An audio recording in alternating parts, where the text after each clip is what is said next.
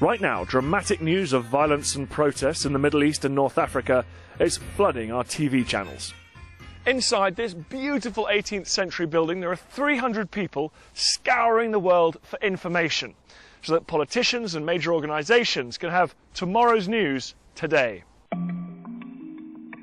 BBC monitoring was originally founded at the beginning of World War II. The British government approached the BBC to see if we could actually monitor what was being broadcast behind enemy lines. But we were also able to look at what people in Germany were being told against what the external broadcasting was saying. And in some cases, we'd be looking at stories where perhaps it was quite clear that rationing was already taking place and there were food shortages in Germany, but the message to the outside world was that everything was going very well for them. And how useful do you think it was to the government? Well, Churchill used to phone up during the night, and his question was always, what has that fellow been saying? Obviously, he's referring to Hitler. He really understood the impact of media. In fact, many key moments of the 20th century were recorded here. News broke to the general public. Today, the organisation employs 450 people across the globe. It monitors over 3,000 sources in 100 languages and 150 countries. Our job really is to observe, to understand and to explain.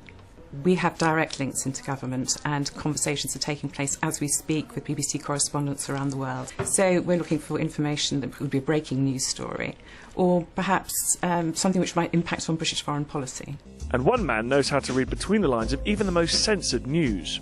Quadrilingual Abdallah Al-Salmi has been working as an Arabic media analyst for almost 3.5 years. You really are in an intelligence-gathering job, aren't you? I mean, it's almost like we're at war and you're trying to find out what the enemy's thinking and doing.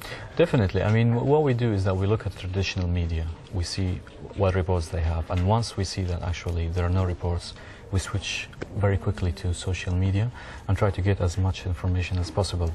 So, for example, you've got all sort of graphic footage of dead people from hospitals.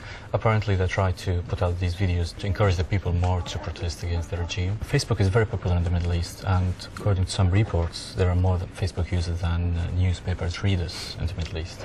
However, the large number of people, it doesn't mean that everyone in Libya can see it. We've seen many creative ways that were used by Libyans to avoid the censorship and the media blackout. These are just normal Libyan people putting up in Libya. Yeah. Here you can see smoke, which might show it's either tear gas or something has been torched. We've seen YouTube videos which showed the torching of government building in Libya, in the city of Tobruk.